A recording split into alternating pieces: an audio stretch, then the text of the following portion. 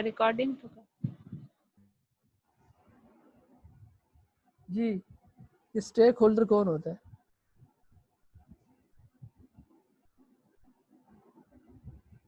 हम stake holder का पढ़ते जा रहे हैं ना। Stakeholder stakeholder stakeholder होता कौन है?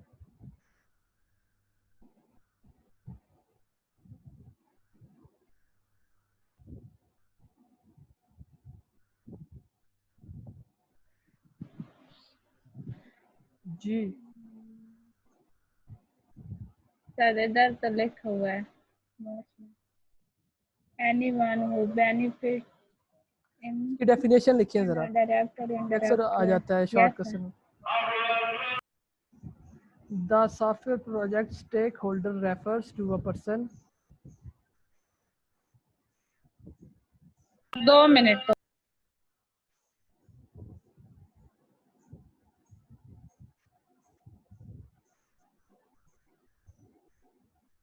The term जी software आप बोलें। project, the term software project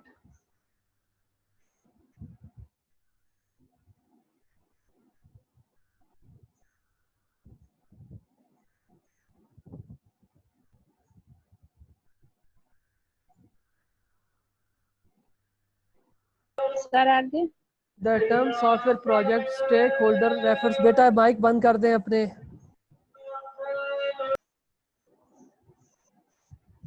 The term software project stakeholder refers to a person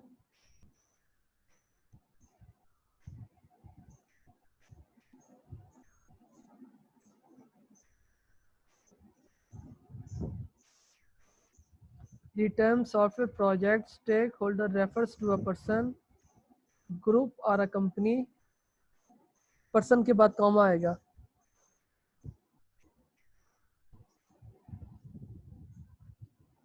sir group और a company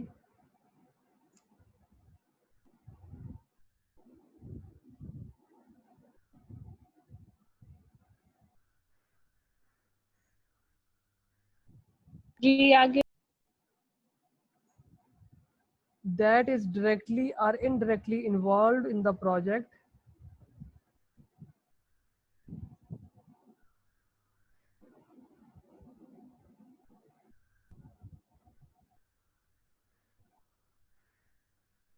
that is directly or indirectly involved in the project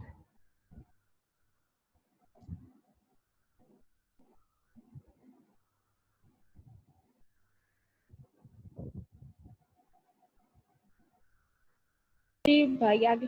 that is directly or indirectly involved in the project and who may affect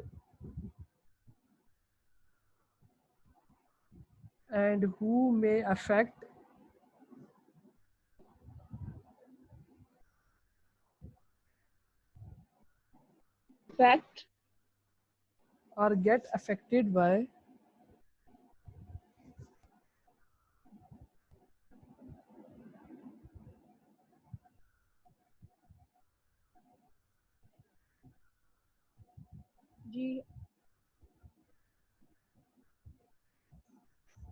ji sir लिख लिया आगे। involved in the project and who may affect or get affected by the outcome of the project।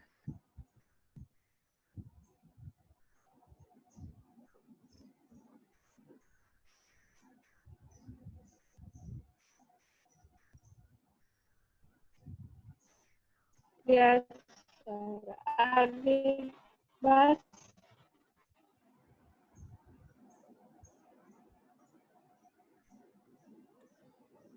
affected by the outcome of the project। देखें जी that software engineering stakeholder, the term software project stakeholder refer to a person। basically आप यहाँ से भी start कर सकते हैं। stakeholder is a person, group or a company। ठीक है, stakeholder या कोई आदमी हो सकता है, या कोई ग्रुप हो सकता है, या कोई कंपनी हो सकती है। that is directly or indirectly involved in the project, जो कि directly या indirectly आपके project के साथ involve है। and who may affect or get affected by the outcome of the project। वो affect हो सकता है या affect किया जा सकता है, प्रोजेक्ट की आउटकम के ऊपर वो बेस कर रहा होता है। जो आपके प्रोजेक्ट के साथ डायरेक्टली इनडायरेक्टली इन्वॉल्व होगा, वो आदमी भी हो सकता है, ग्रुप भी हो सकता है, कंपनी भी हो सकती है, उसको स्टेक होल्डर बोला जाता है। क्लियर? Yes, sir.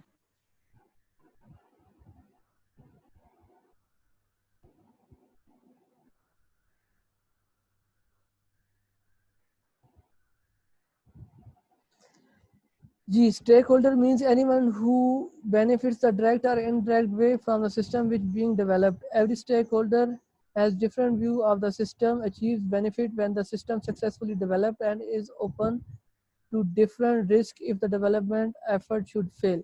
देखें, एस्टेब्लिशिंग ग्राउंड वर्क का मतलब ये होता है कि आप कोई भी काम स्टार्ट करते हैं जिसके अंदर आपका स्टेक होल्डर आइडेंटिफाई कर रहा होता है, जिसके अंदर स्टेक होल्डर की डेफिनेशन आ जाती है और वो बताता है कि अगर आपका प्रोजेक्ट सक्सेसफुल होता है या रिस्क भी होता है तो उसका इफेक्ट क्या होगा और उसके लॉसेस क्या होंगे। देखें, आगे रिक्वायरमेंट एलिसिटेशन आ जाता है। ये बहुत इंपॉर्टेंट टॉपिक है, ज़रा बेटा इसको रीड करें, फिर मैं आपको एक्सप्लेन करता हूँ। इसको आप जल्दी से रीड करें, इस टॉपिक को जल्दी से, एक एक टॉपिक करके इसको रीड करते जाए, मैं आपको एक्सप्लेन करता हूँ। जल्दी करें, शाबाश।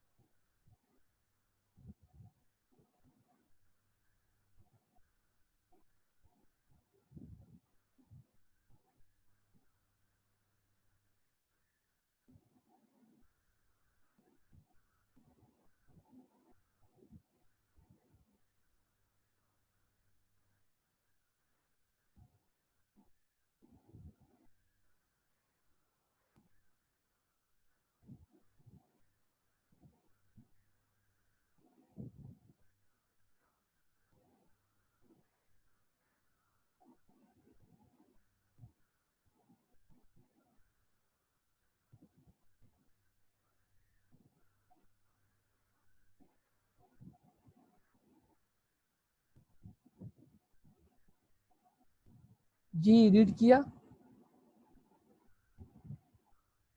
Yes, sir. Interview read किया। जल्दी करें, फिर मैं आपसे पूछता हूँ कि क्या क्या आपने पढ़ा है इसके अंदर। बहुत आसान टॉपिक है, ये हमने पहले पढ़ा हुआ भी होगा इसी तरह का। ज़रा इसको जल्दी से रीड करें, इसमें है क्या।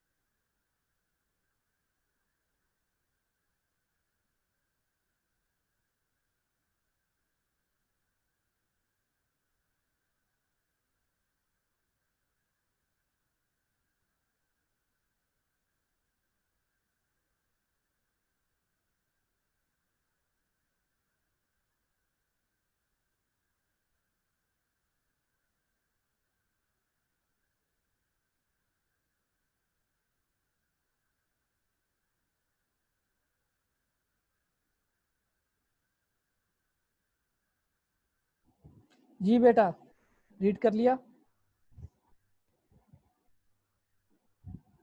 यस सर, कर लिया। पूरा टॉपिक रीड कर लिया है आप लोगों ने? सर 3 ही स्टूडेंट रह गए हैं पूरी क्लास में, बाकी सब का तो डिस्कनेक्ट हो गया। मैं बाकी किधर गए?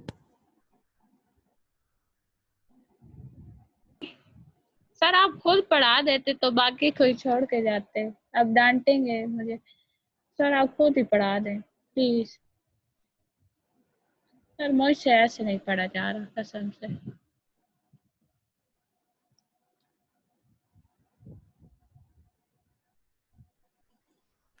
जी देखें इसको,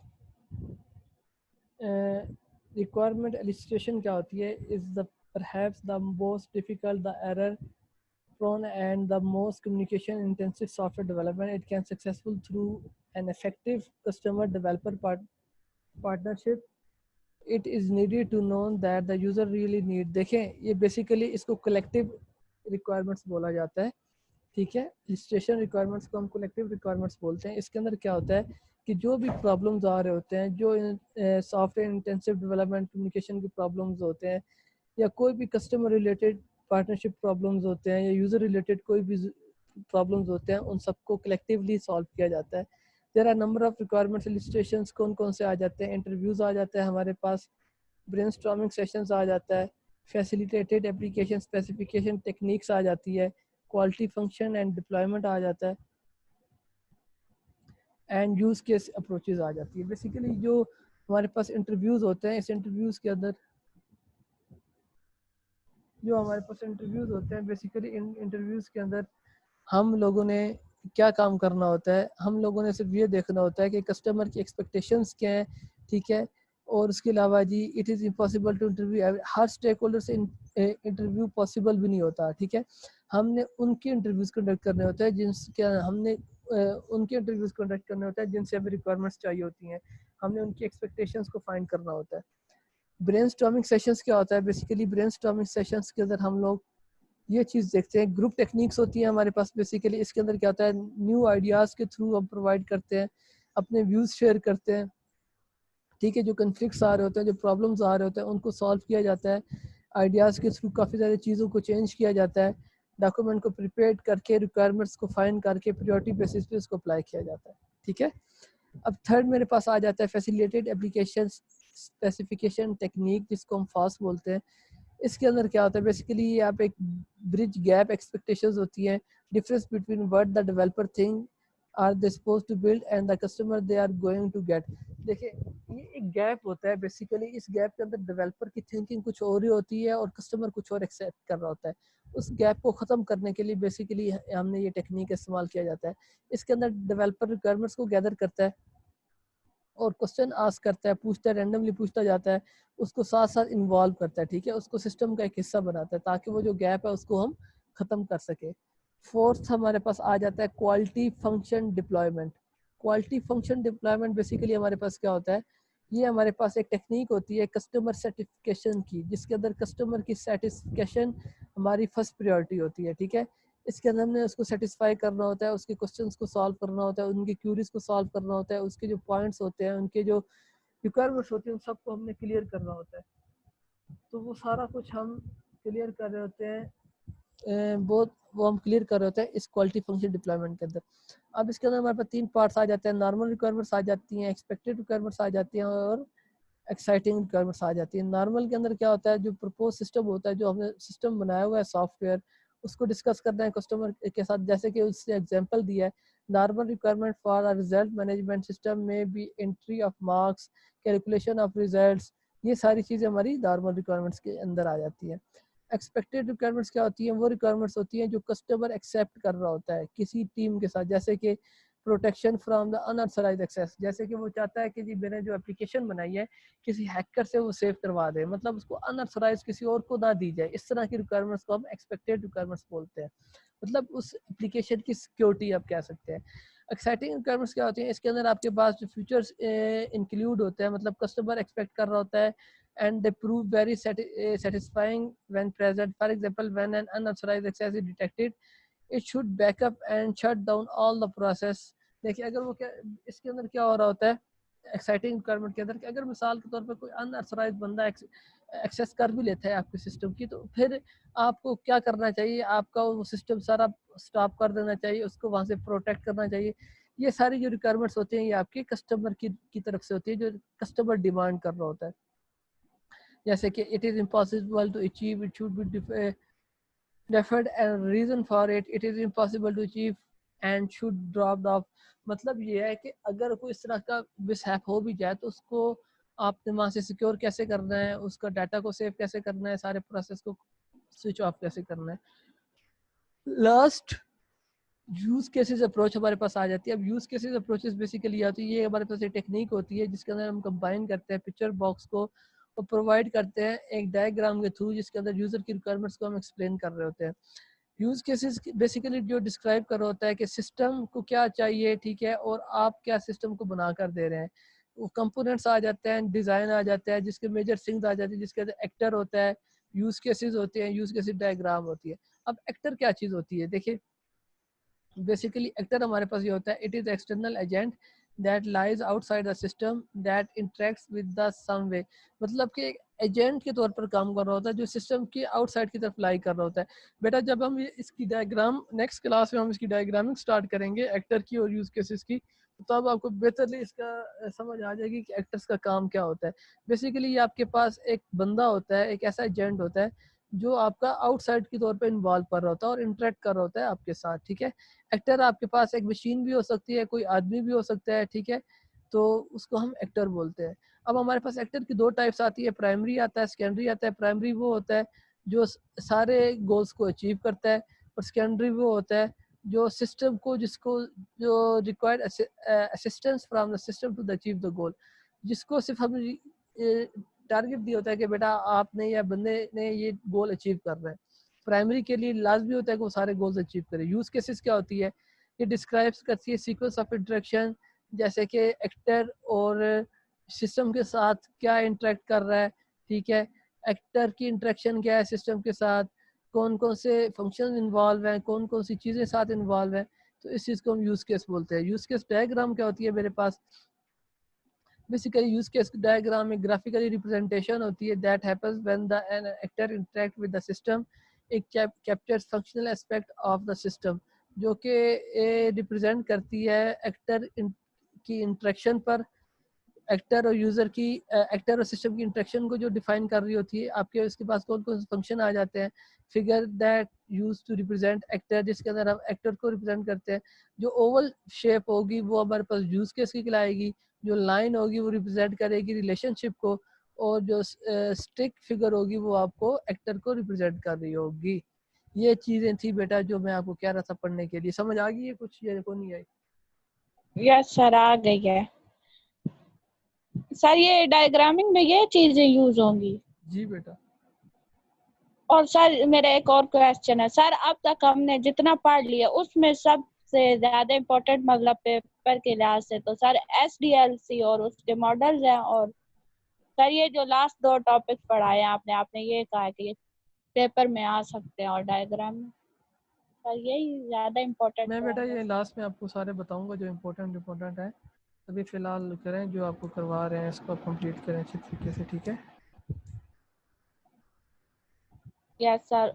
सर ये नोट्स आप सेंड कर देंगे फिर? जी मैं कर दूंगा। जी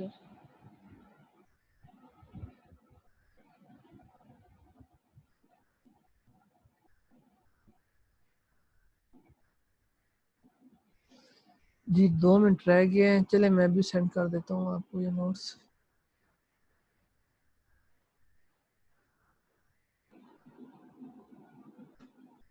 सर नेक्स्ट क्लास तो 3 बजे ही होगी ना?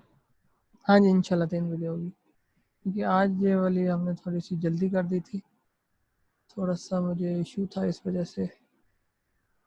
तो नेक्स्ट इंशाल्लाह ताला 3 बजे आपकी क्लास होगी।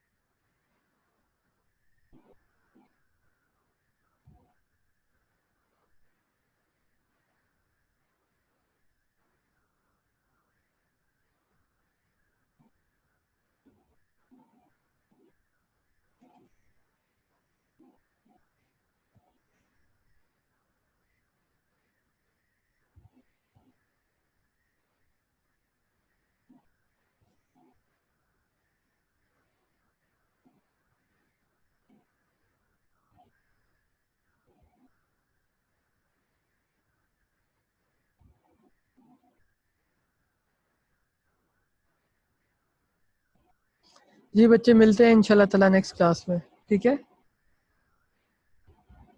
Yes sir. अल्लाह हाफिज़। अल्लाह हाफिज।